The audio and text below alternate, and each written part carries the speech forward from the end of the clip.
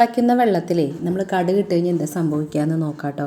ഞാനിവിടെ ഒരു 2 സ്പൂൺ അളവിൽ കടുക് എടുത്തിട്ടുണ്ട്.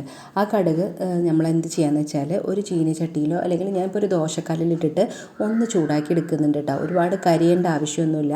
അപ്പോൾ ഒന്ന് ചൂടായ ദോശക്കല്ലിലിടുമ്പോൾ നമ്മളത് കടുക് പൊട്ടി തെറിച്ച് പകുതിയും പോകും. അപ്പോൾ നമ്മൾ മൂടി വെക്കാനായിട്ട് ശ്രദ്ധിക്കുക കേട്ടോ. അതിന് നമ്മൾ ജസ്റ്റ് പൊട്ടുന്ന ശബ്ദം കേൾക്കുമ്പോൾ നമുക്ക് ഫ്ലെയിം ഓഫാക്കി കൊടുക്കാം.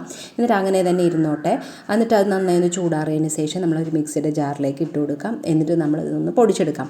ഫൈൻ പൗഡറായിട്ട് പൊടിച്ചെടുത്തില്ലെങ്കിലും കുഴപ്പമില്ല. ഈ ഒരു രീതിയിൽ ചെറിയ തരിതരിപ്പോടുകൂടി പൊടിച്ചെടുത്താലും മതിയാവും കേട്ടോ. എന്നിട്ട് നമ്മളതിനെ ഇപ്പോൾ ഒരു പാത്രത്തിലേക്ക് മാറ്റുന്നുണ്ട്. നിങ്ങൾക്കിതൊരു ബോക്സിലാക്കിയിട്ട് ഫ്രിഡ്ജിനകത്ത് വെക്കുകയാണെന്നുണ്ടെങ്കിൽ നമുക്ക് സാമ്പാർ വയ്ക്കുമ്പോൾ അതുപോലെ തന്നെ രസം ഉണ്ടാക്കുന്ന സമയത്തൊക്കെ നമ്മൾ കുറച്ച് കടുക് ഇട്ട് കൊടുക്കാം കേട്ടോ.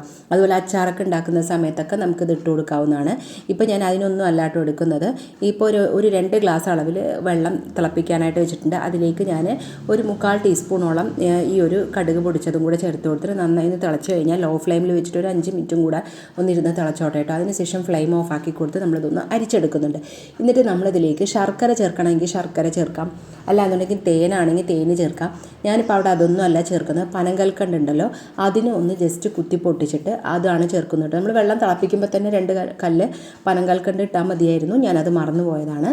എന്നിട്ട് ഇത് നമ്മൾ കുടിക്കുകയാണെന്നുണ്ടെങ്കിൽ നമുക്ക് നല്ല കടുത്ത തലവേദന വന്നിരിക്കുന്ന സമയത്ത്, അതുപോലെ തന്നെ നല്ല പനി, ജലദോഷം, കഫക്കെട്ട്, ചുമ ഒക്കെ ഉള്ള സമയത്ത് ഇത് കുടിക്കണമെന്നുണ്ടെങ്കിൽ പെട്ടെന്ന് തന്നെ നമുക്കത് മാറിക്കിട്ടാനായിട്ട് ഹെൽപ്പാക്കും കേട്ടോ.